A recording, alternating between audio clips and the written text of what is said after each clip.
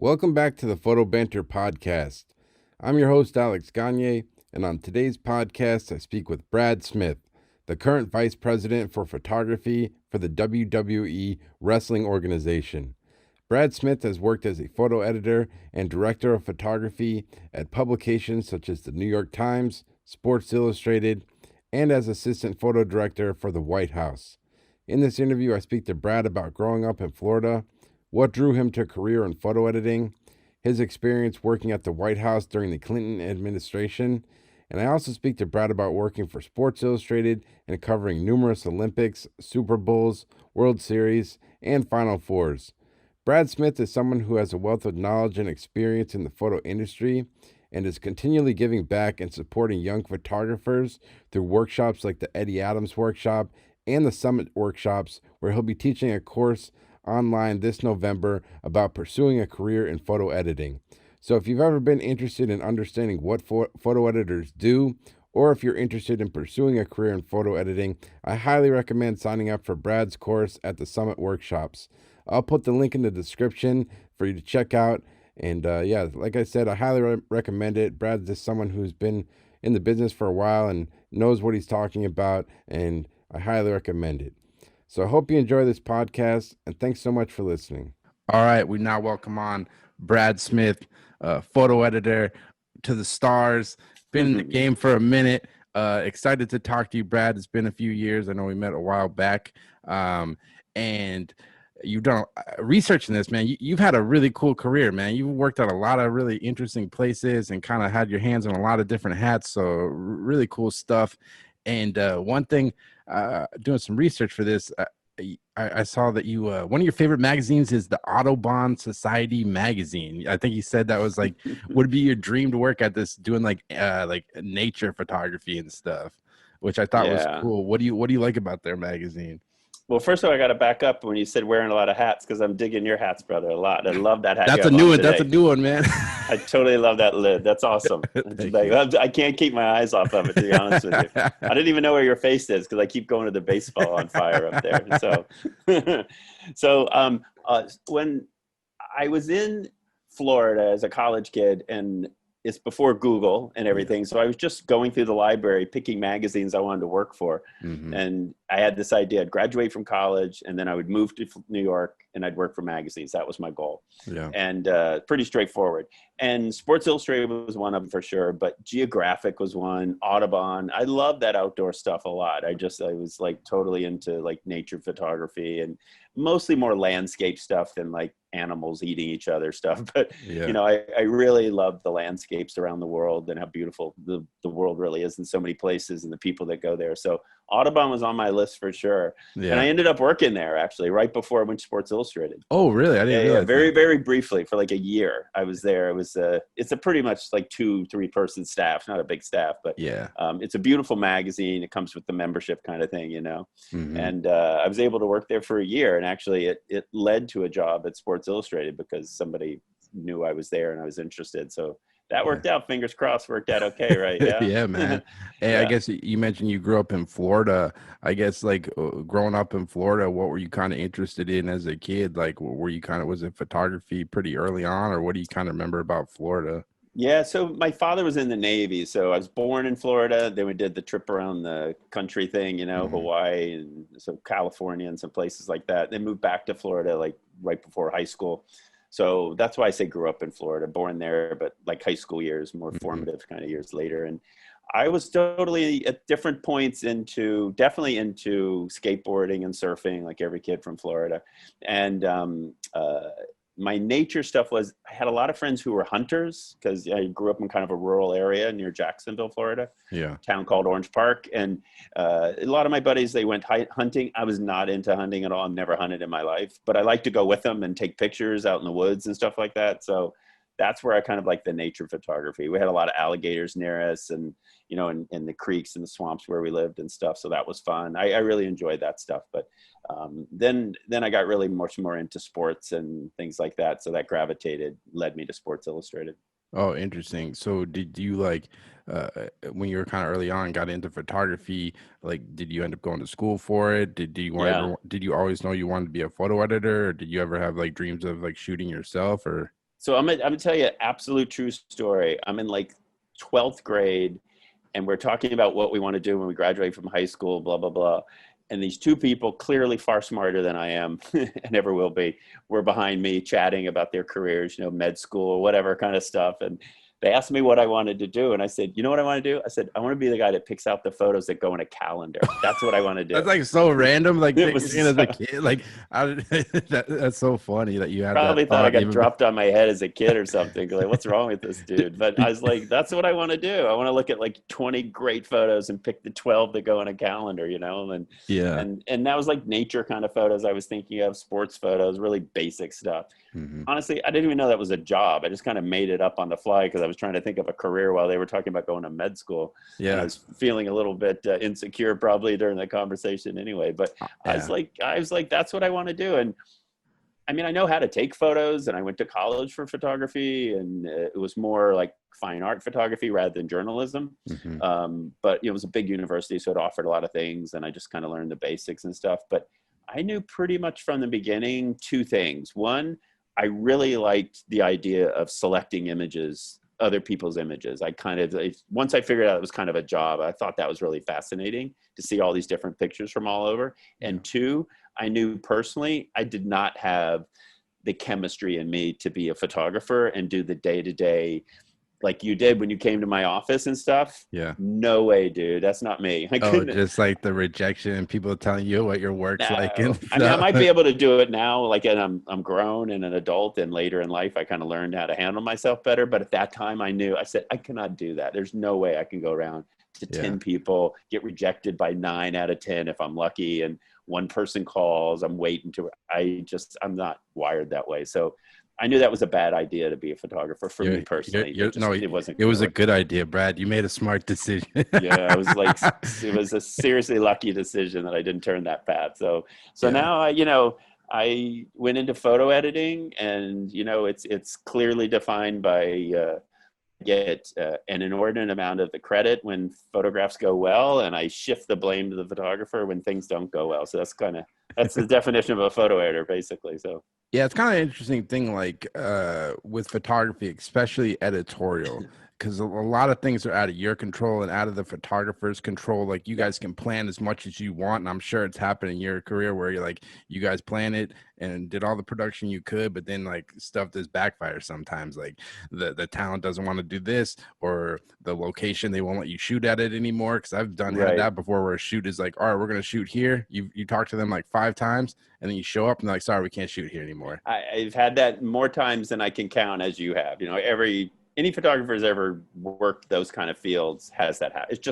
It's not even an interesting story probably at this point, because it's part of the business. It's like saying you work outside mowing lawns. It's like, it was really hot today. Yeah, no kidding. Yeah. Knucklehead. You're out in the sun. And it's like, that's the same thing for us. It comes with the territory. It's not going to work out the way you thought, but I think that really good photographers are problem solvers, major league problem solvers, and they have to figure something out. They have to communicate, let people know what's going on. That's the key thing. This is what happened. I got to his house. His wife and kids literally are not here. What do you want me to do? I can photograph him in the backyard by the pool or whatever. And you just have to make something up. That happens all the time. And a good example was I was at Sports Illustrated recently, the last time I was there, and I was the director of photography. Mm-hmm. We had a photo shoot with Mariano Rivera in his last year. Yeah. And Walter Yost came and photographed Mariano in the outfield. And it was going to go on the cover. It's like a goodbye Mariano tribute thing. And we had this area, there's like a ledge out there in the outfield. Obviously, the outfield wall is really high, and it's not really on the wall, but it's in that area. And there's a ledge, and it's got a big platform. It's like, 2.5, good solid 2.5 feet wide or something, plenty big for like somebody to stand on. Yeah. And we covered it with black velvet. Mariano was going to stand up there, and then we have all starting from the outfield forward and then going all the way back to home plate. We have the whole Yankee Stadium for this beautiful picture. All set. Mariano's good. Everybody's good. Walter's good. PR guy shows up and said, nope, you're not letting him stand up on this thing. And I was like, in my head, I'm like, this is one of those times I have no plan B, because Mariano said he would do it. And that was it. Yeah. And then fortunately, Walter Yost has a relationship with Mariano, and he's mentioned something to Mariano, who nods his head and goes to talk to the PR guy. And then Mariano just jumps up on the ledge and we do the photo. But that's a good example of how it could very easily just break down because a PR guy or whoever's doing PR for a team or whatever. I mean, their job is obviously, different. Sometimes it's counter to us, but and it's difficult enough because they have a lot of things to juggle. But they said no, and if they say no, you can't you can't argue with them. It's too much. At some point you got to think of something else to do. But it does come up all the time, and the key to that is really not to worry about the fact that it came up. You can almost anticipate it coming up. Just have a plan B and adjust, and always be polite and respectful and smile, and eventually it works out eventually. You just have to figure it out. Yeah, like sometimes you got to push. It's like reading the room. Like sometimes you can like push those PR people and get what you need, but then other times you can't. So it's like this gentle dance of like, all right. You do totally. And you have to also figure out who the player is, And if he's a first-year player out of Arkansas and he was drafted in the 9th round, he has no pull whatsoever, No. And if it's Eli Manning, you could say, hey, Eli, could you do me a favor? And then he could talk to the PR guy and it'll get done. So, I mean, you're right. Absolutely right. Reading the room is essential. And, knowing your players. I mean, it's kind of that simple, but that's part of the job, and whoever's there has to facilitate and make it work, because nobody wants to hear it didn't work for these reasons. They just want the photo. Exactly. That's your job. And if you can't come up with the photo, then you're not gonna go find another job. Yeah, for sure. That's it. Yeah, 100%. So when you kind of got out of college, what was kind of your first step into like the photo industry, I guess? Did you kind of just go straight into like photo editing, or what was kind of your first gig, I guess? Yep. I moved, obviously moved straight to New York City. And then my first job was with a magazine called Circus Magazine.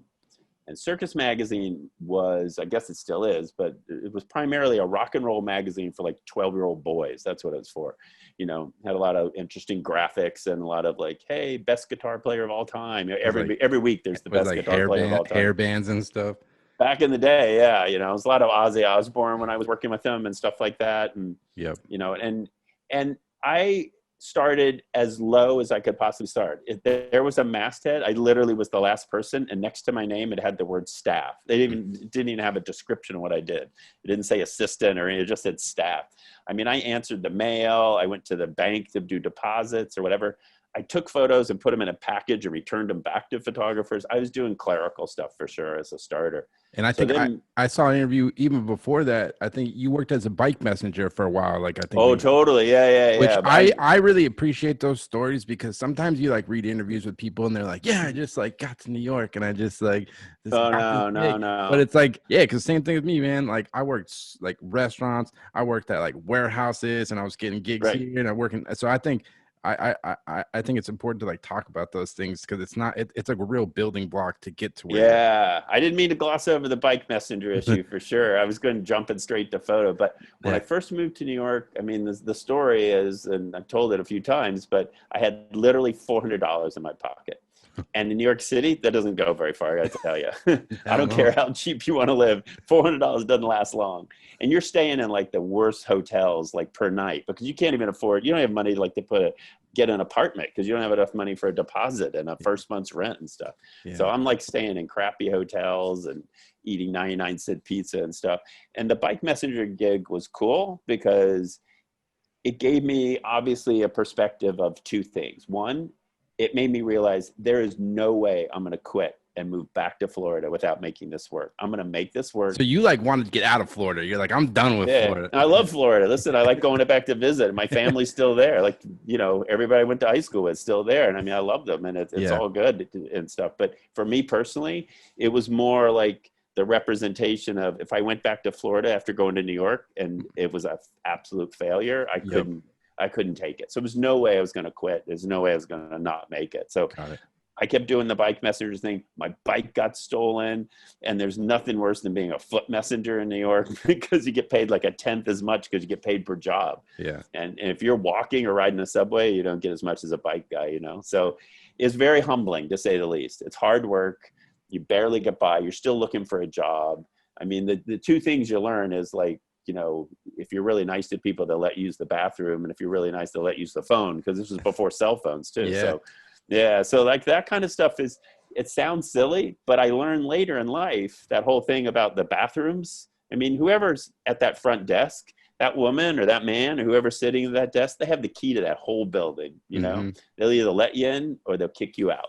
Yeah. Now, since 9/11, I think messengers go to like a different part of the building and they go underground and they drop stuff off and leave. So it's not as interactive as it used to be. Yeah. But the thing was that it made me learn and realize that, you know, people have jobs and you have to be respectful of their jobs. And yes, she's answering the phones, but that's her job. Yeah. And you can't like belittle her or whatever because I need to use the bathroom. And so later in life, you learn, like, as I'm working and going to venues all over the world, the key to everything is the security guard. You know, you can say what you want. I have a pass that allow me pretty much everywhere. You know, that's kind of how the credentials work, and it's all good. But once in a while, you come up against something where you need to get somewhere where your pass won't let you in. Yeah. And then I flash back 10 years earlier where I'm asking somebody to use the bathroom because I'm just being polite and respectful and smiling.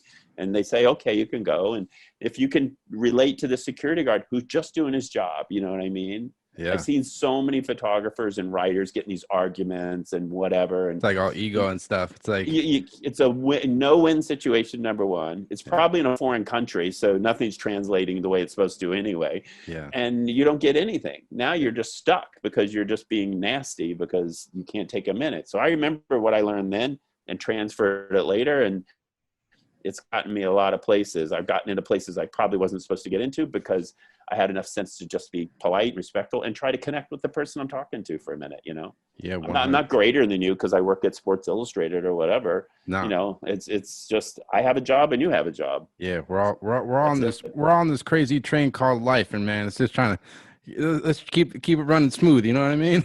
That's it. Just trying not to derail the guy. You know what I'm saying? That's it. And you're at Circus Magazine. Like, did you have like a goal in mind? Was like working at SI, was that like always a dream, or like? Yeah, my first goal was to get out of Circus Magazine because I'm answering the mail. So then I went to John Wiley, which is a textbook company. They do college textbooks. Yep. And it was kind of the same thing, but it was a little more corporate. It was a much larger company. You know, Circus was just a small little mom and pop magazine thing. John Wiley was a large company. He went in and I started to return photos and look at images when they came in a little more and sort them. So I was learning a little more. And from that job, that's where I got a job at Sigma, which is SYGMA is how it was spelled. And it was a photo agency back in the day when they had Gamma Liaison and Black Star and Sigma. They were all the ones that gathered all the news photos from around the world, and then they sold them to the magazine. It's like a before everything was wire digital. service. It's like a wire. Yeah, it's like basically the way the wire services work now. Before there was the digital aspect of it now. That's interesting. So how would people, because this is before like I got into business. So like now people just go on Getty or whatever wire services and they can look at thousands of pictures. But like back then when like people needed to get photos, like how would they even know what's out there? So the majority of the magazines, number one, they're in New York City. That's 80% of the publishing business right there. All these photo agencies, they're in New York City. So what they would do is they would collect their images from around the country, put them on an airplane, and send them to New York overnight. Process the film, put the slides together, somebody makes an edit, then those photos get delivered, or from New York or from Paris, actually, used to take an airplane that was called the Concorde, which would fly in this record time to New York City on the film, get delivered, it gets processed. And you have literally slide sheets with 20, 40 pictures in it, whatever number of slide sheets. And you say, this is Prince whoever, and Princess of Monaco or something, and these are some photos, or this is famine in South Africa or something. They would give the photos to us, and we'd have so now you have like a 48-hour turnaround from the time they were taken till they're in New York. Damn. Then I physically would visit Time Magazine, Newsweek Magazine, Money Magazine. And you just show them like, what do you got? You guys want this? You want this? That's how it worked. You had a standing call. You showed up and you pulled them out of your backpack. And it's like selling sandwiches or something. I got turkey roast. Literally just short of selling vacuums or something. It wasn't much different than that. Wow. And you had editors that you went through. I know that she does celebrity stuff, so I'm showing her Princess Diana, right? And then this other photo editor does all news. I'm showing them the famine and an earthquake or whatever. And then this does sports, so whatever. So you would go to the different places and literally show slides. You basically stood at their desk, and really quickly they took a loop and they held it up to the light and they'd look at pictures, and then they would either buy them or not buy them on the spot. And that was how you sold the news stuff, and that's how you made most of the money. Wow. So That's Yeah, I was there interesting. for 4 years. Eliane Lafont ran it. She's still around, and she's like the wonderful, very famous and well-known photo editor. Her husband's famous photographer, and she can teach you the business in 2 seconds, and she can eat you for lunch in about 2 seconds too if you're not careful. Yeah. Kathy Ryan, the longtime photo editor, New York Magazine, New York Times Sunday Magazine, Yep. was somebody I worked with for the first couple of years before she left to go to the magazine. So I learned a lot from her. Mm. I mean, those were two big influences in the beginning. But Yeah. that's how the photos went. They were slides, and then Seems like I a lot walk them over to these magazines. Yeah, you guys the amount of list like times like on logistical stuff, like you're shipping all over the place, and then you got to organize the Yeah, but next. don't forget that it's a true weekly. There's no website. There's Oh no yeah, nothing that requires 24-hour content that has to true. be churned out and changed. It's a Mm-hmm. magazine, and it Mm-hmm. closes on whatever Friday, and it's in your mailbox on Monday. Yeah, So I it's true. mean, you have until Thursday night to show them the images. So it seems like it's all like a lot of stuff like that, but you have literally an entire week Yeah, to it's a kind of get it system. ready. Yeah, you got a Yeah, yeah. system. And then it changed, obviously digital later changed everything, but that's how it was when I first started. So And like, what type of skills do you think like someone needs to have to be a photo editor? And like, do you feel like it like when you first getting into it, did it kind of take you a while to get comfortable in the role that you're doing? Obviously, it's changed over the years, but like, what's like the building blocks, I guess, of this being a good photo editor? You think?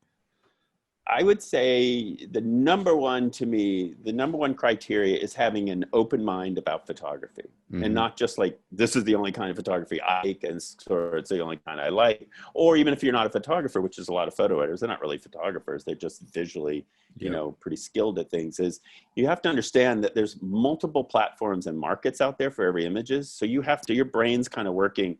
This will work here, this will work there, this could still work here. I'm going to hold this for later because I bet they could use it here. And you have to kind of let your brain really be open to the opportunity that the image can find a home somewhere. Mm-hmm. And if you can let that go, all your misconceptions probably and preconceived notions about imagery, that like there's an opportunity for images somewhere, that's your job, is to find the somewhere where it could go.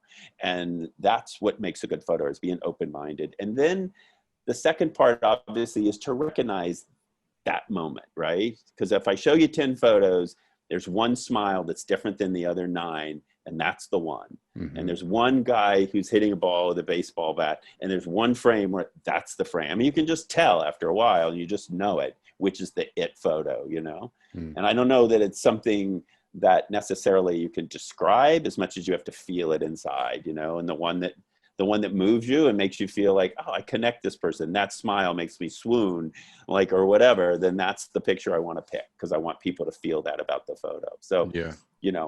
open-mindedness, and then kind of an ability to look at images and just be able to select and to coordinate a lot of different platforms all at once and be able to organize that in your head. Very important. I feel like just knowing the history of photography is pretty important. Even not even just the modern day photographers, but just the people that came beforehand. Is Yeah. like a asset to like what you guys do, pretty much.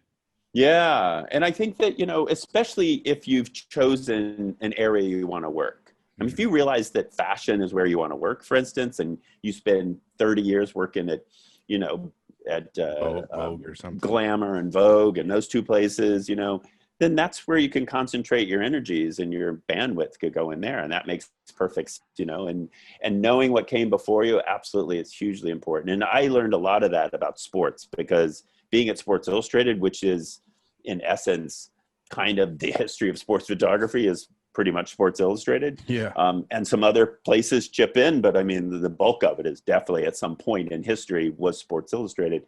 So learning about these photographers that were either at the end of their career when I started there, or came before me, I never met them or whatever, knowing about them, very important, because nobody likes to reminisce and go back and talk about the great days and anniversaries more than sports does, So it's not like that never comes up. They're always going to say, hey, it's the 34th anniversary of Hank Aaron's home runs. Like, Well, okay. That's like some of my favorite stuff is like when magazines pull like old photos, SI's done that plenty of times, where they'll do a story from like looking back in the day, because like, I didn't grow up in that time period and I didn't know those photographers. So it's just kind of eye opening for I think any viewer, really. And it probably sparks some kind of memory in your head, you know? I mean, unless you just literally don't follow whatever that subject matter is, which is certainly possible. Mm. Sports is one of those things, even if you don't follow it now, you might remember when you were 9, your dad loved the Pittsburgh Pirates or something, and suddenly you see a picture of Roberto Clemente, and you're not even sure why, but it makes you feel good because, oh yeah, my dad loved that. You know, there's always kind of this connection, even if it's direct or indirect. And I Yeah. think sports photography really kind of resonates with people that way.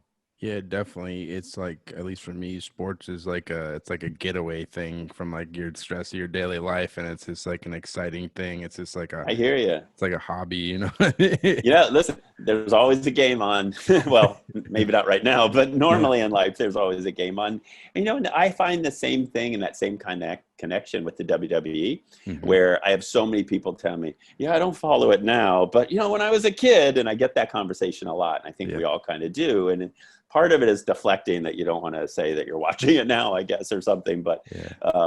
I think they have a warm feeling for it because when they were kids, it's, you know, it's really Dude, a lot of I our went audience. I went as the Ultimate Warrior for Halloween like 2 or 3 times as a kid. See, I mean, you can't beat that story right there, right? I could No. stop right now. I might as well not even go forward. That's a pretty Yeah. awesome story. But Yeah. I get that a lot where people, they watched it as a kid. Maybe they still do. And when they turned it on, you know, they have these memories, kind of like sports in general, or an Oh, old movie or an old song or whatever. wrestling fans are next level. Like Yeah, yeah, I yeah. think you know the photographer Anthony B. Gethers. Yeah, I know Anthony. He's the most anybody Anthony go was one of my students at Eddie Adams years ago. amazing photographer. Anybody go follow him on Twitter. Anytime there's a wrestling like a Monday Night Raw or whatever, he's Yeah. just like live tweeting it. He's like the most You know, I get diehard. Anthony and I, when a pay-per-view is on, Anthony and I are texting during the pay-per-view about what's going on. And like, yeah, no, Anthony's a good friend. He was actually last year, was it last year? I think, yeah, a year ago, he was at our house for Thanksgiving dinner. Wow. You That's know, he's a wonderful, I love Anthony. He's a great guy. And he's getting a lot of success lately and stuff, doing a lot of stuff. And I'm really proud of him. He's a yeah, great guy. definitely. But yeah, Uh, he's hardcore. Like he's totally into the wrestling stuff. And oh, big time. they're going to pop for this guy. And this guy's definitely going to lose tonight. And I'm like, awesome. We're like texting back and forth during the big shows and stuff. Yeah. I'll Yeah. send him a picture of me at WrestleMania waving to him and stuff. That's awesome. Yeah. Um, He shot a little bit for me, a couple of things, oh yeah. smaller things and whatever. But he's definitely been an extra guy I've used a couple of times because Yeah. he's a good worker on top of being a good guy. Oh, 100%. And so how do you finally end up getting to SI? And once you got there, like what kind of stuff were you working on? Because like I would imagine there's Yeah. like a bunch of photo editors at that point there. There's like they had their whole Yeah, staff. for sure. They had a whole stable of staff, and they were on board. And each one of the, as you can imagine, each one of the photo editors was attached to a particular sport. Yep. Hi, I'm the pro football editor. Hi, I'm the college basketball editor. I mean, that's how it works for the major sports, right? Yep. So then I was first given a job after around the Audubon time or whatever. Somebody had recommended me for a project at Sports Illustrated. And it literally was called the Weeding Project, like you weed your yard, that kind of stuff. And back in the day when they were shooting slides, Sports Illustrated decided, we're going to have you shoot a game. We're going to get your 40 rolls of film, and we're going to pick a bunch, and those are going to get scanned, and we're going to put them in the system and our selects. And all the other slides are going to go back in those little white Kodak boxes, and they're going to be put in another box, and then they're going to be put down in the basement somewhere, and they'll just live there forever. And we'll never, ever in the history of time run out of space. Yep. So you fast forward years later and they're like, wait, we're running out of space. So they hired 4 guys. Ronnie Pledge was one of them. His father started Contact Press Images. Wow. And then Donnie Mann was another guy. He was a photo editor in New York for a while. Now he lives out in Seattle. And then there's another buddy of ours, David Fisher. And the 4 of us sat around a room. I want you to picture this for a minute. There's 4 guys, 4 sports-loving good guys sitting around looking at the greatest sports photography on the planet and deciding these 100 photos by Heinz Klutmeyer are going to be shipped back to Heinz Klutmeyer. We don't think they're worthy and we're going to get rid of them and send them back to the Heinz Klutmeyers of the world or the Walter Yoses or Neil Leifer or whatever. And we're going to give them all their outtakes. And we reduce the size of this physical content in order to physically make room for stuff. That was my first thing. And then Phil Jackie was the deputy photo editor at Sports Illustrated for years, longtime photo editor at Sports Illustrated, a DOP at one point, and he's had a lot of jobs there over the years. And he offered me an opportunity to come in and edit a football game, like on a Sunday. Hey, you want to let's see how it goes. And if it works out, we'll talk to you or whatever. And he invited me in, and I edited some football, and I guess it went okay, because then they invited me another weekend to come in and edit. Like, I'm still like, bike messengering and whatever at the time. I didn't really have a job, Yeah. and I'm still kind of like in between or working wherever trying to do this. And he said, do you want to come in again? I came in a second time. That was great. So it kind of went pretty well. And then this great thing happened where he asked me to come in on a Saturday. There's no film to look at. I say, yeah, what do you need me to do? He goes, yeah, you just make sure you wear a pair of jeans and a t-shirt and just come in for a few hours on Saturday. And I said, okay, I'm like just dumb enough and young enough to say, yeah, okay, So I go into this building. It's just me and him in the Time Life building. Like, the whole building's empty. And he says, I got to move all these boxes from this floor to this other floor. Can you help me? And I said, yeah, sure. So we like moved boxes for like 10 hours. We ordered like sandwiches and ate lunch on the floor. And then I went home. And then those opportunities to edit film started coming more frequent. And eventually they offered me a freelance job. Oh, so wow. now fast forward like a year or two, and I said, Phil, so remember years ago with that whole box thing? I said, what was up with that? Did you like somebody didn't show up or something? He goes, no, I just wanted to see if you would do the work and not complain about the work, because I don't want to work with anybody that doesn't want to just work no matter what the work is. And I said, oh, so it was like a test. It wasn't even like he didn't even need to move boxes. He probably moved them back after I left. Yeah. But it was like, you learn that, like, that's, again, we go back to things at one point, like wax on, wax off. These things have a role and a reason. And I learned to be nice to the people, because that's how you should be anyway, to somebody answering the phones so you can use the bathroom. That carries over years later as I'm talking to a security guide in Russia for some story, right? Yeah. And now I've got a guy telling me years later, I just asked you to come in to do the work to make sure you weren't a whiny guy who complains about actually working. Yeah, Either like, you want to work and have a good work ethic, or you don't. Take any opportunity you can get, like just to get in the door and make that connection and whatever. Yeah. And to this day, when I hire photographers and when I hire photo editors, when I work with people, if the first thing out of their mouth is like the complaining about, there's nowhere to park there, or like, well, how much does it pay? And maybe are you going to give me, like, if all your conversation's heading in those directions, I'm like, nope, don't want to work with you. And it's all from those lessons I learned from Phil. And they're seriously true. And you want to work with people that want to work hard and don't complain about stuff too much. That me personally, maybe some people definitely like working with people. Definitely, like, cause being around people that complain, it just like brings your mood down. Anybody's had jobs like that where you're working with people that are, and there's always one person like they can't shut the heck up, and they're still complaining when they get home that night. You're like, ugh, I can't tell, it's exhausting.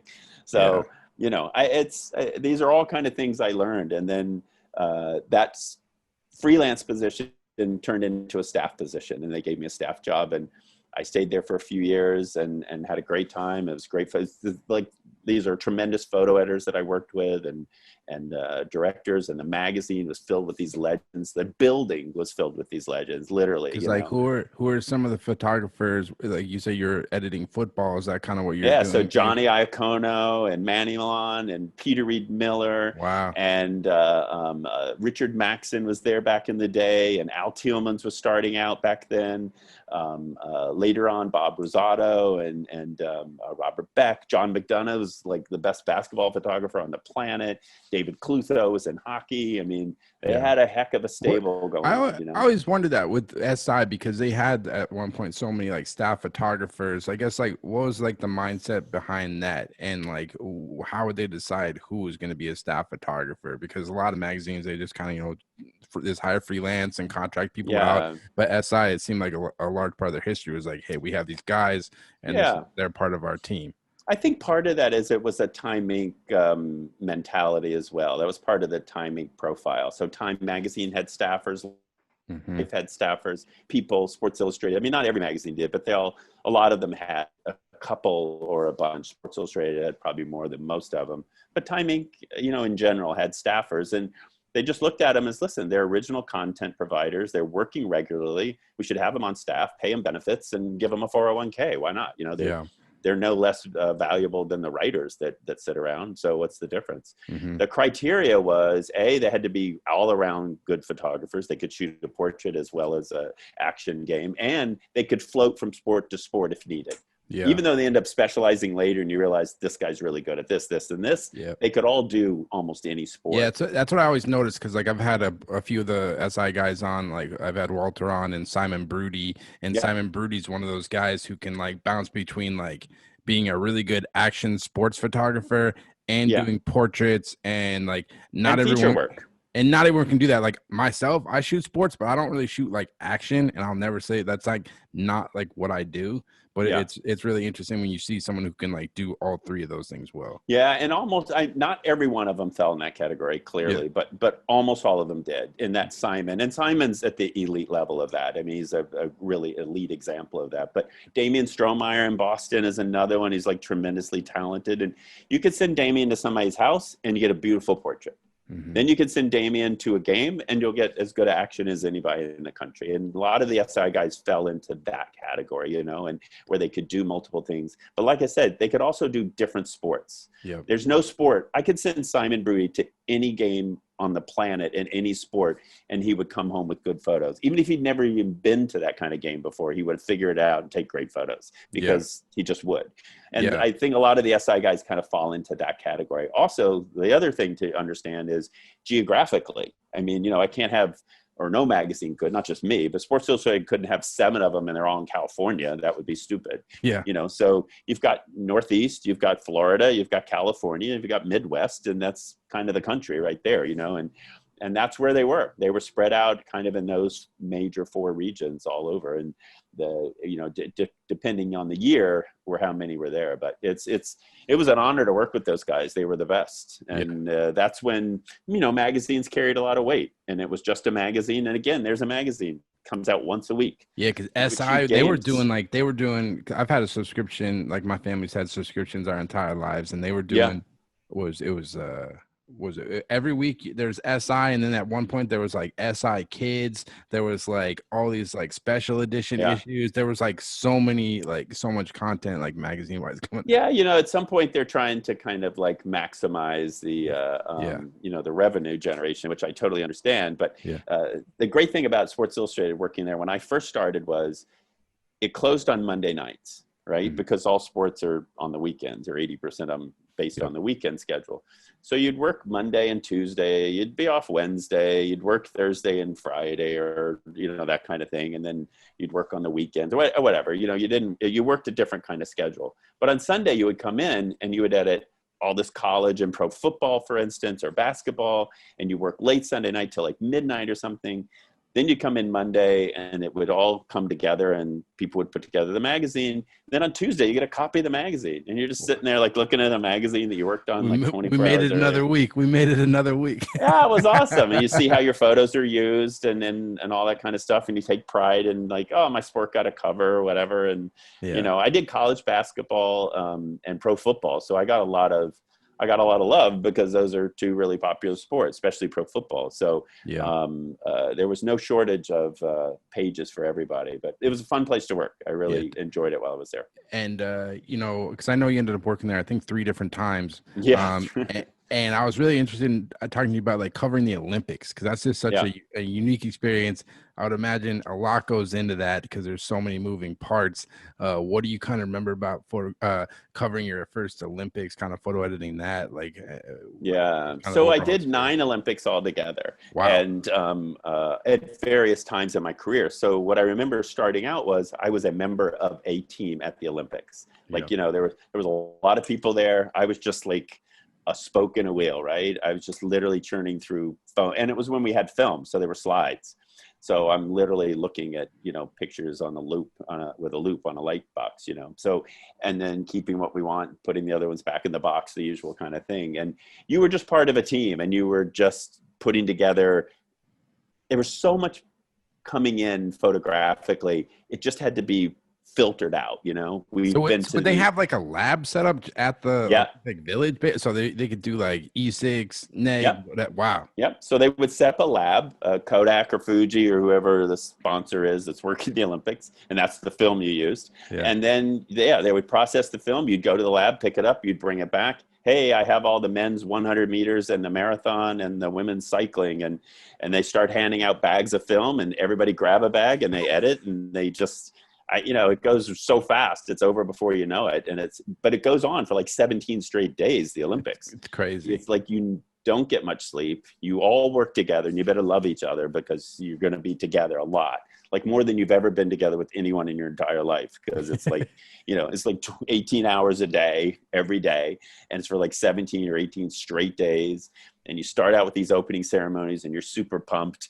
And then you finish with the closing ceremonies. You can't wait to get home. So it's like all these different emotions are flying through you. Yeah. And in the meantime, you're seeing the best imagery in the world. But here's the best part to me was you're in the media center for the Olympics. Olympics always have two separate media centers. There's one for television, and then there's one for everybody else. Yep. So TV has all the people with TV rights and networks all over the world and blah, blah, including the major networks that are covering the Olympics, and then all the local feeds and so forth. They have their own media center. Then print magazines, newspapers, all that kind of stuff, wire services, they have a separate media center. And the media centers are like these cities, like they're literally like a city. I mean, there's every food you could want is in there. There's bathrooms, there's showers, there's like places you can take a nap. There's places you can go get a massage, if you need to get a kink out of your neck or whatever. I mean, there's no reason. They make it so, you don't have to leave if you don't want to. And like being in that was like 2.5 weeks of seeing people from all over the planet. You walk by and this guy is, I work for a Russian magazine. I'm like, there are Russian magazines? I mean, like it's like a big giant kind of potpourri of the world's press is in there. People, you're eating at McDonald's and you're sitting next to some guy from Brazil, he's like there by himself because he works for a small company and they're the only person he sent. And you're like, wow, and it's great stories and you make a lot of friends and meet a lot of people and it's fascinating work. I cannot tell you how fortunate I've been to be able to do these things, and that was definitely one of the highlights was the Olympics. And did you find was covering the Winter or Summer Olympics, was one harder than the other? Was there any so the Summer Olympics is like 4 times bigger than the Winter Olympics. It's like massive, right? Yeah, it's the difference between Christmas and your birthday. I mean, they're both really important and fun, and you get presents, but there's really no comparison between those two things globally, right? And that's kind of the winter and the summer, but so after a while, you like the summer. It also, I think, has a lot to do with 2 things. One, what city you're in, or what country. And number 2, you either like certain sports or you don't, At some point you realize, I don't even like a lot of winter sports, or I don't know much about them or whatever. You don't like curling, Brad, man? I grew up in Florida. Who knows what curling? I still don't understand curling. I've been to 9 Olympics. I still don't understand curling. But, you realize that you kind of gravitate towards certain things that you like. I like swimming. I like volleyball, whatever, track and field. Those are the things I like. And the winter, though, because it's in a smaller city almost always, a more intimate surrounding, like Lillehammer and Albertville, France, and these places, that I was able to spend time. Small little winter villages that put on Olympics. And you kind of like it because it seems more intimate and a little quieter and a little slower. The Summer Olympics are so big, there's no way you're getting through all of it, And there's no way you can know everything about everything. It's just too much stuff to handle. Yeah. But the logistical meetings that are put together by publications and photo editors and writers and all those groups, it's a lot of stuff to go through because it's every minute has to be accounted for. You're talking about transportation issues in a foreign country. You're talking about accreditation. Who's going to get in? Where am I going to park? How do I get there? How do I meet you? I don't even speak the language. And I have to interview this guy. You're talking about having no access to the Olympic villages. So how do I get the athletes to come out? Yeah. You're talking about competing with photographers from all over the world. And at some point, some of them, but not like when you go to a football game and all of them, So it's a real kind of mass intrusion on everybody involved, and the people that are really organized and then also react to the news and stay, because always something happens you didn't anticipate, right? Mm-hmm. I mean, who anticipates a swimmer in Brazil saying, I got beat up and that's I was late or something? You're like, wait, what? Yeah. And then, then Ryan Lucky, somebody like that, he's suddenly being suspended. You're like, what the hell is he even talking about? Yeah. And it's like all this kind of stuff happens at some point because that's how stories work. And they just kind of take over their own life and then you got to react to it. I was in Atlanta when the bombing went off. I literally was out having dinner when the bombs went off there in Atlanta. So, I mean, that's kind of stuff happens. And I was in Athens when they had these kind of anti-American riots based upon U.S. policies and stuff. And suddenly I was with Vincent LaForest, and we were covering like a riot, and I got hit in the head, and in the middle, I got caught between the police and these anarchists, and like 2 days later, I'm in the hospital with a concussion. It's like putting out fires. Like actually looking at photos and editing through photos is like a small part of your actual job. It sounds like it's just yeah. And all I want to do is watch a guy run 9.5 seconds the length of a football field instead of get hit in the head with a piece of brick or something. But yeah, the photo editing part, like anything else in life, it becomes the small part of the day. All the logistics and getting stuff ready and making sure that everything is set. That's the larger part of the day. That's the job. Yeah, exactly. Yeah. And the WWE is no different. I do the same thing with them. Even though it's a TV show and we're in these venues and stuff, there's still a lot of logistics involved. We're in a different venue all the time. When it's a non-COVID season, we're going. Yeah. How has that been? Like, have you guys still been? Because I know you guys have like I think a few staff photographers that like shoot the events and stuff. Yeah, we have 2 staff, and then we have a number after that, a dozen or so around the country, and a couple places around the world where we have. They're just contract staff, freelance photographers rather, and they've worked for us a long time, and they're all really wonderful and professional and great at what they do. Super talented group, and so now we're in Orlando. We've been in Orlando for a few months. Oh, so I didn't realize that it's a bubble. So they got the. Kinda, yeah, exactly. So it's in one location. There's no reason for us to go to venues outside if we can't have fans in there at this point, I guess. So our real goal is to just put on our shows and try to keep our show going on television, because the television shows are fun to watch. We have a great audience. We got dedicated fans. We're just trying to put a show on for them every week. So we're still doing that, and the talent has been amazing. It's still trying to perform and entertain people and doing a great job, and we cover that. But it's just all based out of one location in Orlando lately. And like, I guess, what kind of photography are you kind of like producing down there? Is it just the action? Because I had Christine Riley on here a couple of years ago, and she was still at WWE, and she was doing more like the stylized production, like so stuff. Christine worked for the magazine when there was a magazine that no longer exists, and then she went over to essentially the .com group. Yeah, and she did a number of things, but a lot of her stuff that she put together was content that my team provided her team. Then the stuff Christine was speaking to you about was basically they're producing photo galleries, and they have like some kind of thematic photo gallery. Maybe it's Halloween and they're wearing costumes. Maybe it's the anniversary of something and they're doing this, or it's a tribute to somebody and they all talk about their famous, their favorite Andre the Giant stories, and there's something like that. So that was a lot of what Christine did. She got a lot of great work out of a lot of great photographers stuff. But my stuff primarily is, again, I go back to, they have to be able to shoot action. Doesn't matter that it's a TV show. It's still in the same ring as a boxing ring. So you have the limitations of that.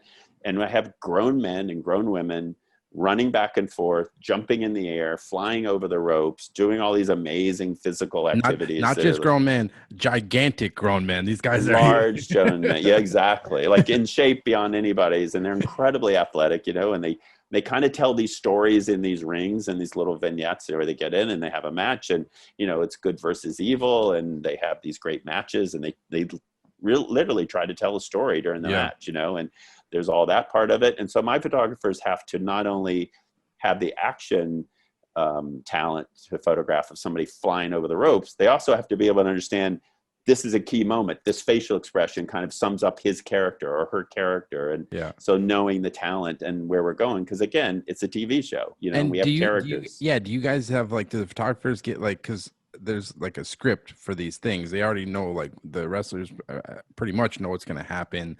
Do you guys already have like a game plan? You already know like what's going to happen in each? We kind of have there's a general outline of an idea, it's not like they certainly don't, the photographers don't have any great depth given to them by people producing the matches, other than this person versus this person. And if something out of the ordinary is going to happen, they might get a heads up, somebody's going to make a run in from down the street and come into the arena. So just be aware of it or something, I'm just making that up. But for the most part, they just follow the action like you and I follow the action if we're watching TV, you know, Yeah. and they don't sit there and know, okay, now he's going to be doing this. It's just, you know, they have to follow it. And that's where the action stuff comes in. Mm-hmm. And then we set up a studio in every arena that we travel in around the world and around the country rather. And we set up a studio, and then we take pictures of the talent in studio. And that's because there's a constant overlap and turning over of gear. I changed the shirt I wear. I have a new tattoo. I have a different haircut. So now I have a different look. So I need new photos to update, you know, their characters. So I need to update them because they have this access to change their character or develop a new character or a new look or whatever it is.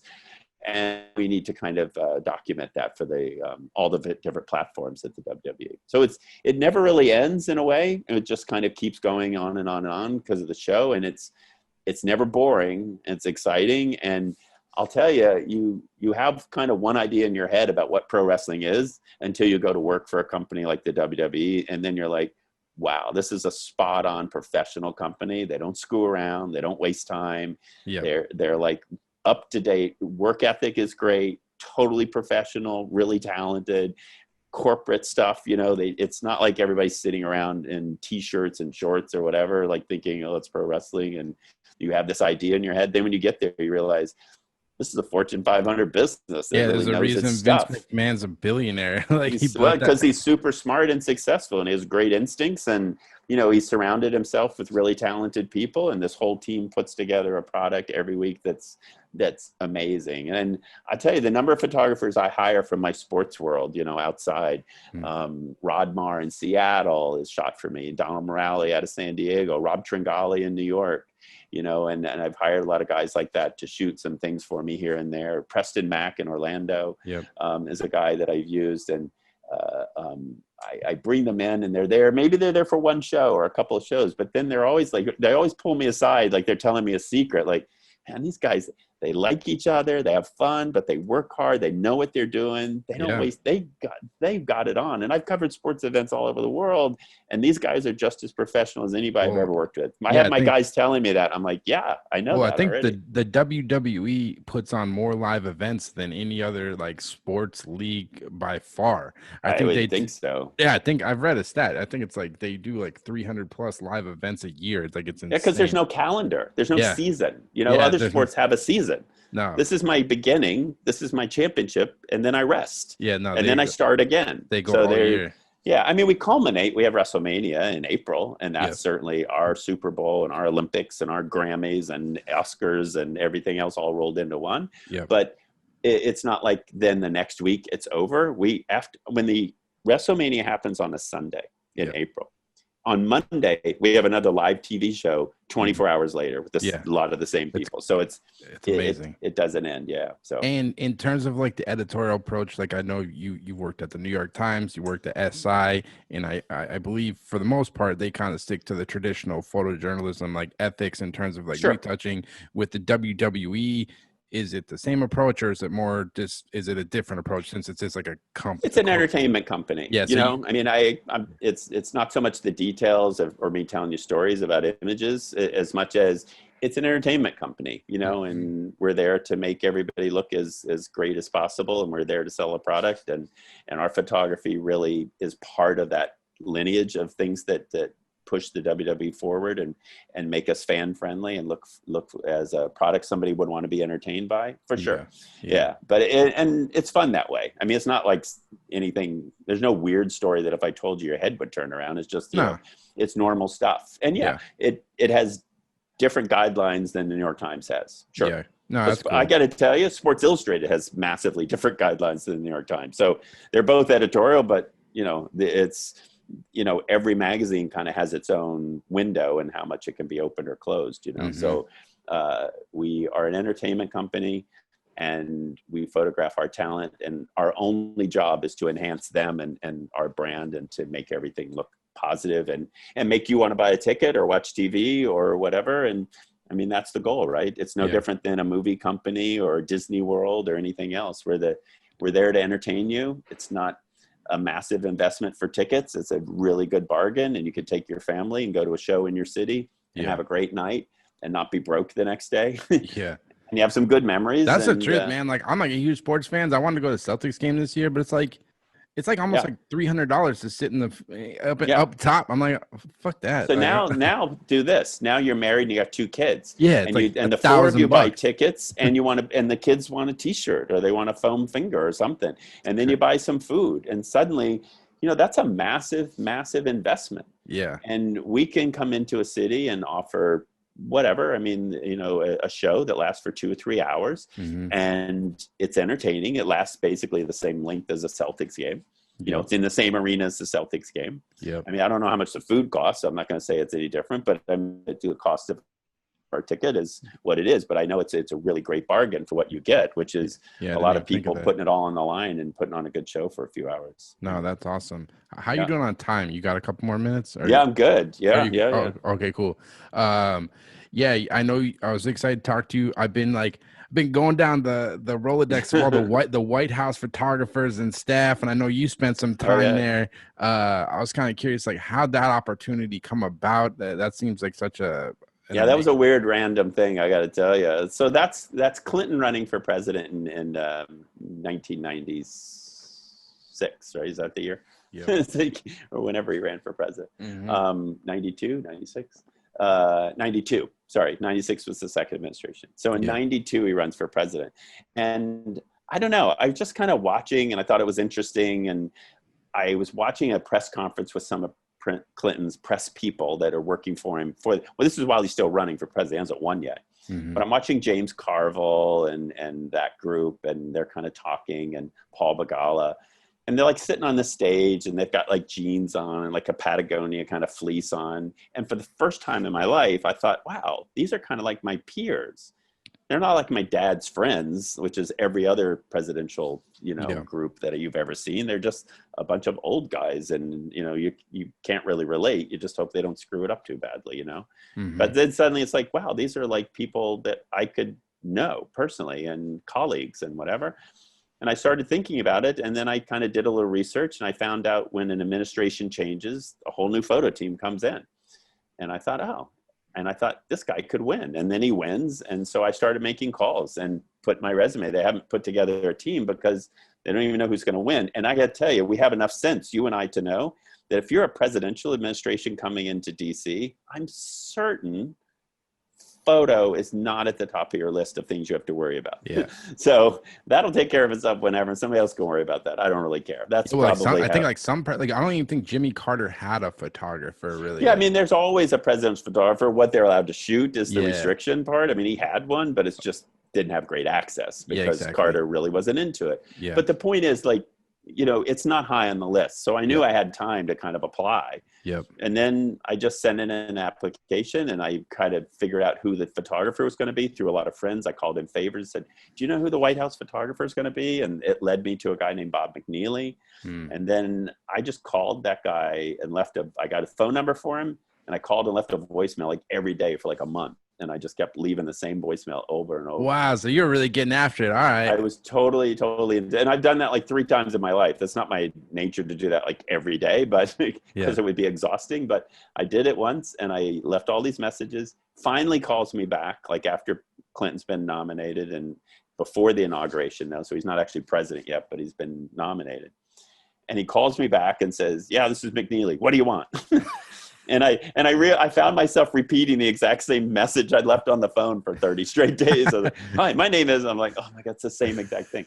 And he goes, yeah, I asked around about you. Can you be in DC tomorrow? And I said, no, but I can be there the next day. Okay, I'll send you a train ticket. And then that was the end of the call. I was like, okay. Wow. I find out later that the voicemail I was leaving the phone on was like an apartment that he rented on the side, he and his wife. They didn't even live there. His wife just happened to stop by like a month later, and hey, there's this guy that's left like 61 messages on your phone or something. Otherwise, I didn't even have the right number really for direct contact. But then I went down there and kind of auditioned and whatever, and that was cool, and it worked out. And I met Tipper Gore. Wow. And this is another thing where that's the work ethic thing comes in, where like, there's no work I wouldn't do, there's nothing beneath me, above me, whatever. It's just whatever somebody asks me to do something, I'll do it. And Tipper Gore, I met her and she says, "Oh, you're the photo editor from New York." I said, "Yes, ma'am. Nice to meet you." She goes, "I have a show. It's coming up. Can you help me look through my photos?" I said, "Sure." I'm like, "Okay." Well, I didn't Next thing I realize know, I'm in a she was room with like Tipper Gore and some guy from Kodak or something. And we're What the going hell? over her campaign photos and I'm like helping her curate the show. She had at the National Gallery. And I'm like, "This is awesome." And Damn. then McNeely's calling, "Where are you?" I said, "I'm with Tipper Gore in some room. I don't know where I am." And he goes, "Oh, all right." So it was pretty great. They let me edit a lot of campaign stuff. And then that was it. It ended after X number of weeks, the contract they gave me, and it ended. I worked full time in New York, and I went there on my 2 days off. I had 2 days off in the middle of the week. And I would take the train down to DC and work for like a day and a half, and take the train back to New York and work at Sports Illustrated, and then go back and forth. Oh, so you were working at the White House and SI at the same time? I was working for the transition team, which is after a president is won. There's like, until he doesn't get not inaugurated till he gets nominated in November, elected in November. He doesn't have his inauguration till January. So you've got like 2 months. So during that time, I was working 7 days a week between the two places, going back and forth. Got it. And then when that finished, it was like, "Okay, well, thanks. And we'll let you know." And I said, "Okay." And I thought, well, I won't get it, but it was fun anyway. It's pretty awesome. Mm-hmm. And I'm literally at Media Day in Los Angeles for a Super Bowl that was out in the LA area years ago. So this would have been now January of 93, whatever Super Bowl that was. And I'm sitting at Dodger Stadium and I'm talking to some guys, and then my phone rings and I'm like, "Oh," and I don't recognize the number. I go back to my hotel, it rings again, and I answer it and it says, "Please hold for a call from the whatever." And it's like, it's the White House transition team offering me a job. I'm like, wow. And I'm like out there working a Super Bowl, and I'm like so excited. And so I get the offer from them to come in as a photo editor. And then I guess maybe a couple weeks later, I moved to DC, and that was the end of that. So I hung around there for a while. And what's like the day-to-day of that job? Because I know you mentioned Bob McNeely was the photographer, and I believe Sharon Farmer, Bob McNeely, Barb Kinney, Ralph Allswing. Those were the 4 photographers. McNeely was the lead, and then the other 3 were the people that worked for him. Then Callie Shell, great photographer, amazing, wonderful photographer. She was Vice President Gore's photographer. Got it. So that was kind of the team. They have a smaller team for the VP, but it's the same template, really. And then the day-to-day is whatever the president does, we cover it. And if he doesn't want us to cover any internal or personal stuff, we don't cover it. Anything he does, we cover. How was Clinton overall? Because like obviously very receptive and easy to work with, charismatic, loved photography. Didn't mind being photographed. It was pretty wonderful about it. He's probably like Reagan was probably like that, I'm guessing. I mean, I don't think that this president is as excited about it. I don't think Carter was excited about it. No, it was Lyndon B. Johnson. I'm sure you know of Oki. That guy is like, I don't understand how there's not like a photo book of that guy's work. It's like very hard to find, but the stuff he has of Lyndon B. Johnson, like people should go check it out. Like he legit took photos of Lyndon B. Johnson while he's getting surgery and has an oxygen mask on. It's crazy. Yeah. If you just kind of forget it's there and let them document you for a few years, which is what you should do, and not worry about, whether you have an oxygen mask on or not, you get what is supposed to be a historical visual record of the presidency. That's all it's supposed to be. If it ends up becoming a little propaganda, then so be it. If it ends up becoming, a photo that nobody ever wants to release because it's too intimate, then so be it. But really, it's a visual documentation of the presidency. And Clinton was open, and everything was good from our end on that.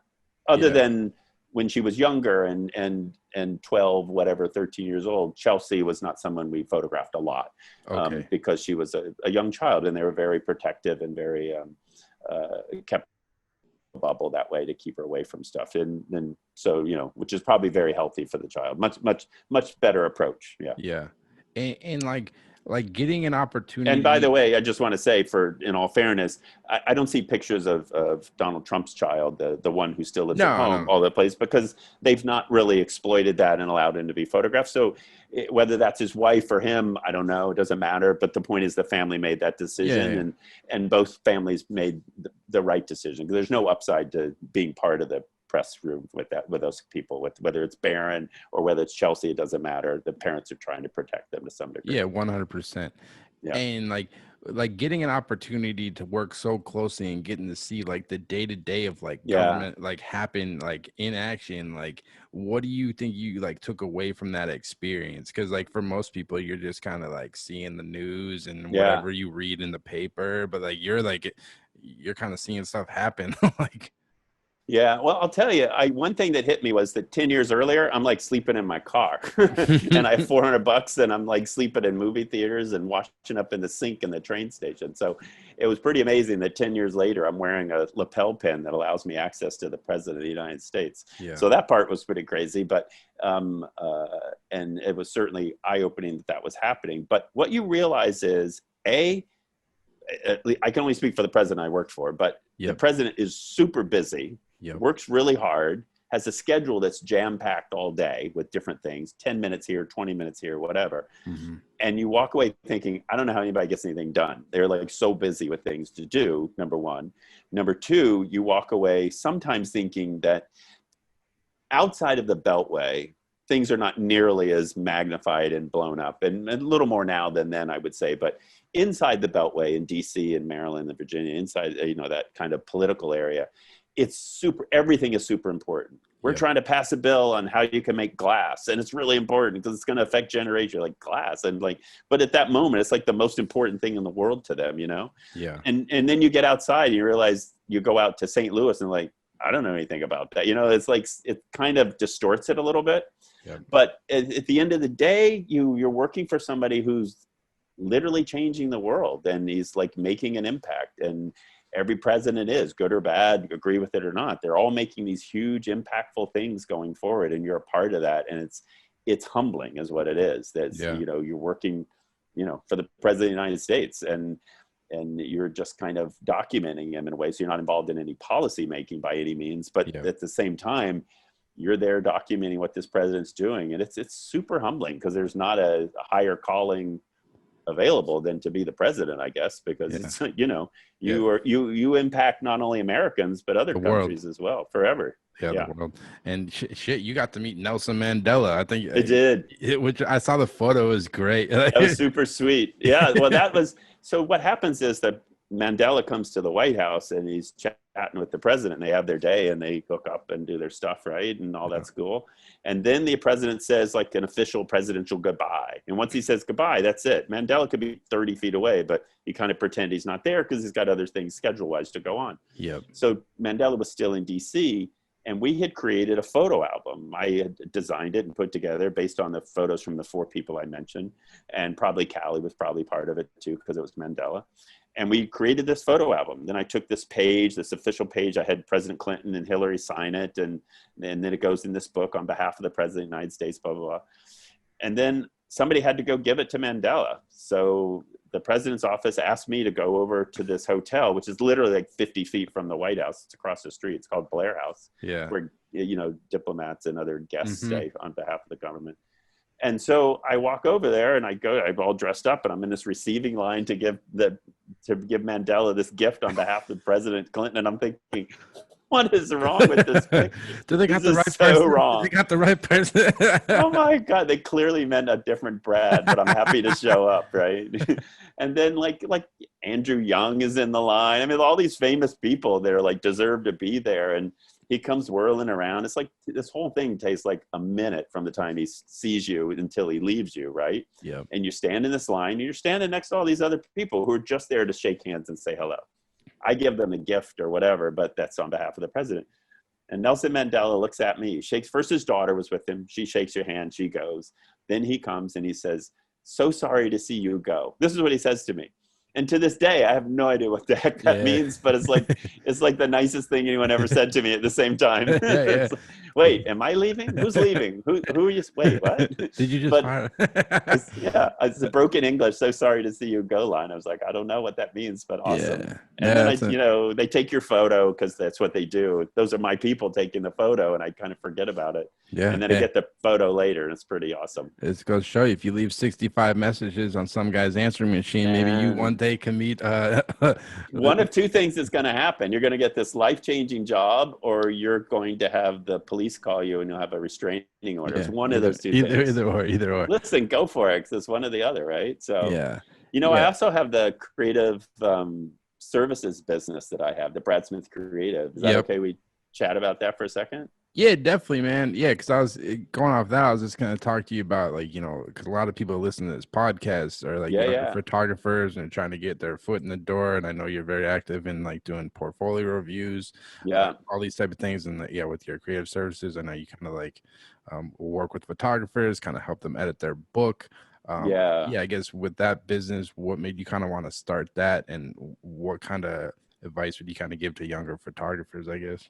Yeah, it's one of those things where somebody actually said to me the other day, one of the people I was speaking to, that like there's a few people doing this kind of photo consulting business thing, and that's what mine is as well, visual consulting or whatever. But they were like, it's somewhat kind of replaced the agency as kind of your liaison or your sounding board on how I should do things and what should I do and whatever. And creative people like photographers, they're super talented, super great to work with and everything, but they have like, some issues here and there, like anyone else. Like, should I do this project or that project? Which my images look good? It's, it's a burden for a lot of people, it's a lot to go through, and everybody kind of needs a village to kind of bounce it out of, So my business, it's Brad Smith Creative, and it's bradsmithcreative.com.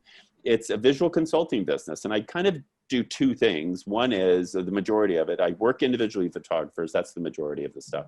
And sometimes it's just literally to talk them through like where they want to go, what they're trying to achieve. We have a conversation and we work through it. Then we kind of work maybe on their websites and their, I'm not changing the font or anything. I'm not a designer, but I can kind of tell you what's going to be impactful and what's not as far as your website goes. And then the other thing is we kind of talk about how to get your work seen. And then you have to have an honest conversation about what your work is. It doesn't do me any good to tell everybody who shoots sports that I speak to, yes, you should call Getty. I'm sure you'll be working for them next week. Not fair to come from me and not fair for them to hear. So we kind of have to have that level of conversation about their work. But it's an honest conversation about how to move forward. And I think more often than not, I'm dealing with photographers that is inevitably going to happen, whether you've worked 2 years or 20 years. I'm just kind of stuck right now.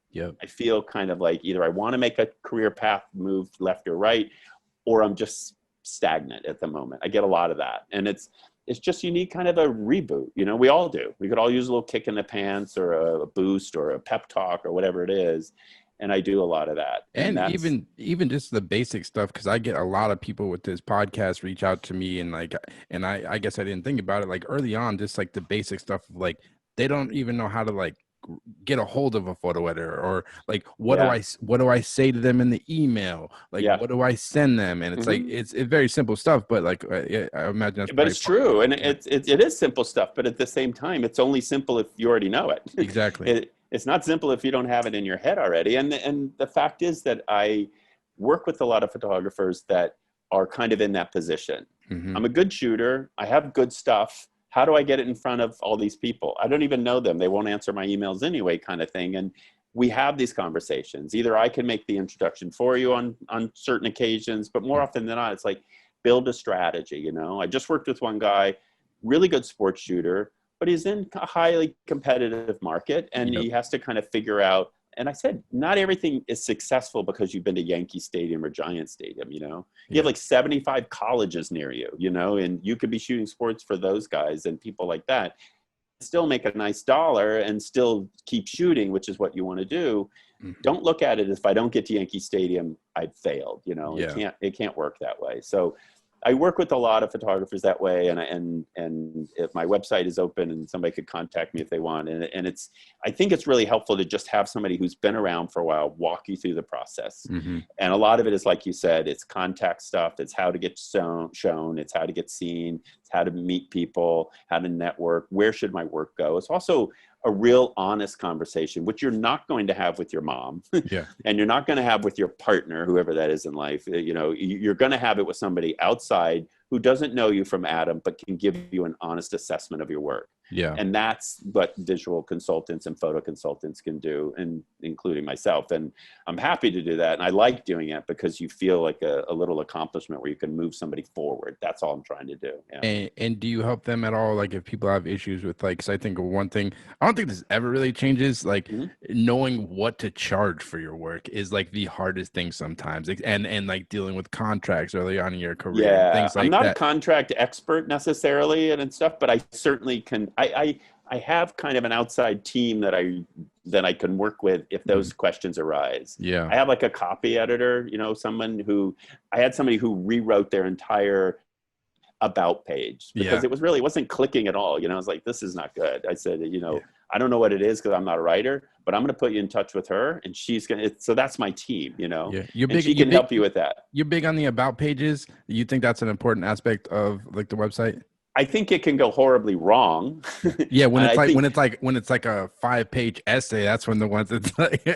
Yeah, I mean, and you also have to remember that, like, I think almost everybody by human nature undersells what they're worth and what their accomplishments are. True. You know, and if you've won a bunch of awards and you've been published here and there, but I don't want to hear anything. If you were published in Sports Illustrated, it doesn't matter if it was a gallery on .com. You were published in Sports Illustrated, so now you put Sports Illustrated, and that's important for people to know. Yeah. And I think that I don't read every about page by any means, but I'm just saying that if someone gets to that point, they better be reading something that builds you up as a photographer. You're not looking for friends. It's not a personal ad. Kind of like, it validates you. It's an easy thing. Like, oh, this person's worked for like 5 of these big like magazines or publications. It does. All right, this guy's he's out here doing it. Like he's actually somebody, and I probably know somebody at one of those magazines, and I could always call if I was hiring him and say, what do you think of so and so? Oh yeah, it's easy to work with, great, low maintenance, blah blah blah, talented, got stuff here on time.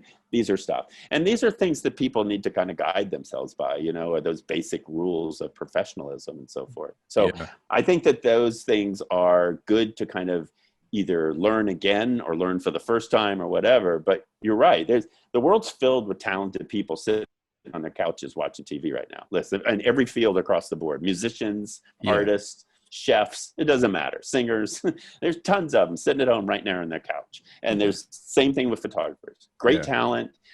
Your Instagram page is not utilized the way it should be. Your website is a disaster because you think it's just for somebody to get your phone number and you don't know how to market yourself or whatever. These are questions. And if you really want to work this business and make it succeed, there are people that can help you get better at what you do. Good advice. And I know I'm actually doing one of these. I've done them before. This is the first one I've done virtually. I'm doing the SPD I'm doing that. I signed you. I got you on my list, Brad. So you're gonna be looking at my stuff. Oh man, no kidding. Yeah. So now in exchange for that hat, I'm gonna give you a top-notch review, brother. All right. Yeah. Like, how do you approach these things? I've done a couple of them. I've never done one through Zoom. Have you done any portfolio reviews yet through Zoom? I have during this whole ordeal that we're all going through, for sure. I work a lot with a workshop company out of Colorado called Summit Workshops. Yep. It's the old Rich Clarkson workshop group. Mm-hmm. And I did a lot of portfolio reviews this summer with them, a few of them. And so this is just another version of it, you know. And how did it go? And like, when you're at these portfolio reviews, like, what do you want to see? Because I know from a photographer standpoint, it's very hard because I'm meeting with like dozens of people. And like, usually a lot of times you try to like cater if you only meet with one person in a day or something, you try to edit your portfolio for that one person. So these things where you're meeting with like 10, 20, 30 plus people in a day, it's like, as a photographer, it's kind of like a weird situation.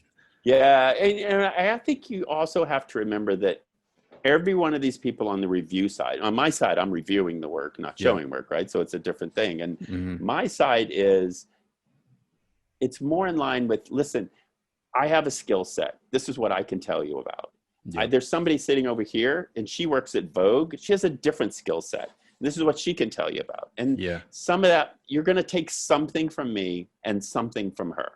You're not going to take everything from either one of us. You're going to take something that fits what you need and so forth. So everybody can offer something, you know, so that's the good thing to remember is they can always offer something.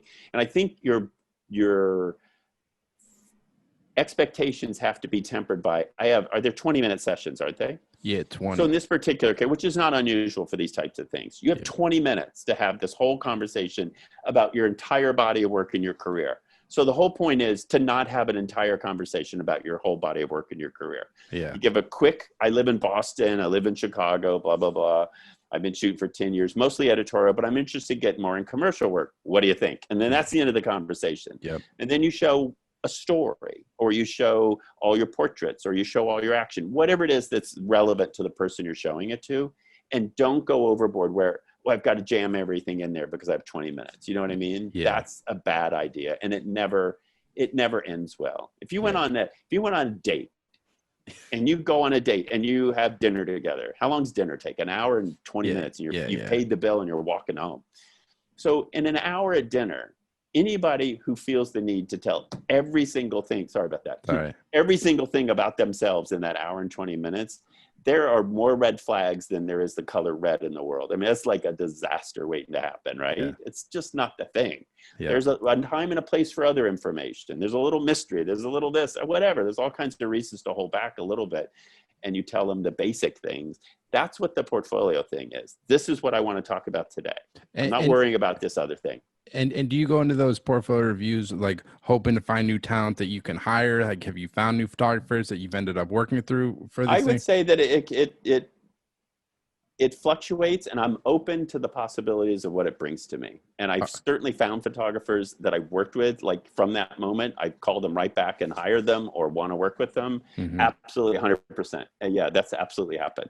Yeah. And it's going to happen. I mean, that's definitely. And a lot of times it's also like, I'm talking to you, I can't use you, but I think Nate Gordon can over at the Players Tribune. So I'm going to give you Nate's number and tell Nate about you. So I think you're a really good fit for him because I've been doing this a long time and I have a lot of friends and connections. Mm-hmm. So I think you would be great for them. I also think that it comes down to, you look at the work, and even if it's not right for me, you know, you kind of can offer some advice. Even if it's not exactly right for me, you can definitely offer some advice that'll move somebody forward. Yeah, no, definitely. I've done a few of them. I did like NYC for PhotoWorks back in the day, and I got some. I started working with Bloomberg, so it's definitely been positive. And for the one thing as a photographer, like right now during COVID, I mean, every business is having their own issues. It's like, you can't go meet with the magazines in person like you used to. So that's why I'm doing one of these. Like, it's an investment. Absolutely. You got to keep your stuff out there, and you got to keep your name out there and let people know you're relevant. There's all kinds of new people flooding the market right now while you're sitting at home, and they're all sitting at home, but they're figuring out ways to still meet people. And I would say in a nutshell, my expectations are, I have no expectations. Mm-hmm. You know, if it hits me that I can work with you, I'm writing your name down. If it hits me that I've just been able to help you and look at your work and talk to you a little bit about it, then maybe that's the end of the conversation. I never hear from you again. Yeah. Or if it hits me that you'd be a great connection with so-and-so over at this place, I'm going to connect you over there. So I try to kind of be open-minded, and it'll just lead me where it's supposed to go. And I would imagine, I don't know, like photographers that really put in the effort, show you, keep coming back to you, and you see growth in their work. Does that kind of like work for you? Like, you kind of have a level of respect for that when they're like, hey, this guy actually wants to work for me. It's not just some it's two things for me. One is it's definitely a positive that their work is growing, and I'm respectful of that, and I admire and respect the work ethic. And two, I have to be honest with you, it's fun to watch, you know. If anyone has ever had somebody from their town be successful out in a world field, like, oh, that guy lived 2 towns over from me, and now he's a famous movie star. You're going to say that every time that guy comes on TV, right? Seriously. Or some guy from your high school played in the NBA. You would drop that every time you had a chance, right? And that's kind of this, is like, I saw them early on and then recognized their work. I thought they did a really good job. I introduced them to them, and now they're more successful. And you feel good about being able to spot that talent, and that makes you feel good as an editor, but also you feel lucky that you're able to see them in the beginning and watch them grow. So I see that a lot, and it's super exciting, and it's super also really just kind of, I guess, rewarding is the word, because you get to see some of his career. My career stays the same. I hire photographers I want to work with. I help choose their photos. I work with them. That part stays the same. The photographers come and go all the time, and seeing new ones come through and watching them get really good at what they do, it's like having kids, and you're like excited when they go off and don't get thrown in jail, right? It's like a big plus. Yeah, definitely. Well, it's good to hear. Well, Brad, man, I'm glad we kind of like did this. It was a real pleasure to kind of reconnect after I Yeah, me too. met with you like what was it, 6 years ago. 6 years ago. Yeah, man. So I can't thank you enough. I guess what's next for you, man, to wrap up? Like anything you're kind of excited on to work on moving forward, or what's kind of next for Brad Smith, I guess? Well, I'm excited to work with new photographers at the creative services part, the Brad Smith creative part, because I'm excited to meet new photographers all the time. And I think that website and sometimes is they're sports. It's bradsmithcreative.com, right? exactly. Yep. Bradsmithcreative.com. And I'm always excited to meet new photographers. So that part is like, that's never, in all the years I've been doing that, that's never gotten old, is Cool. to see new work. And I've always liked that. And then as far as the WWE is concerned, which is my number one priority, of course, and that part is I am happy to be working with these guys, and they're always trying to find new ways to work in this building. And we're there with no fans, and you're trying to make it exciting. A lot of people trying really hard to put on the good show, includes our photographers. Are you guys, is the WWE doing the cardboard cutout fan thing? No way, man. We have these massive LED boards with fans on. It's like 1,000 fans on these LED boards. Okay. And they're like super live during the show. All You're right, like I gotta sitting in your check that living room like we are right. Anthony Gathers is probably one of those guys, man.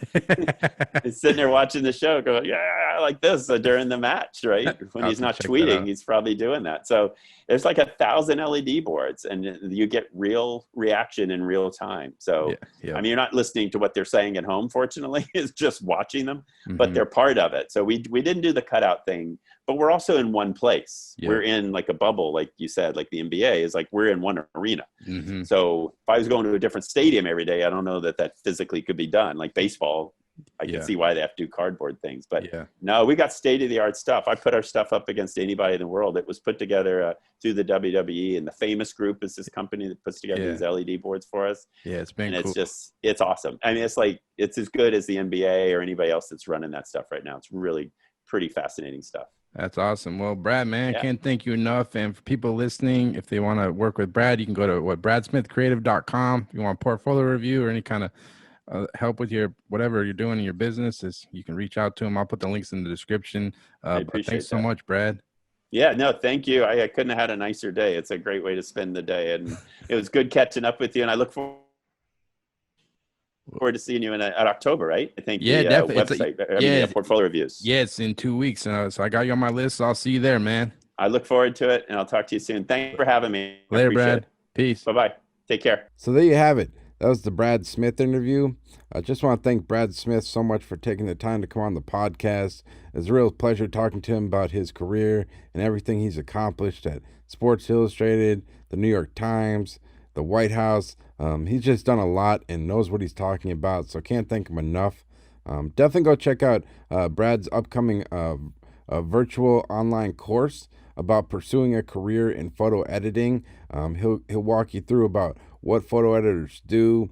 If you're interested in becoming a photo editor, he'll give you the advice and tools that you need to pursue a career in photo editing. So definitely go check that out.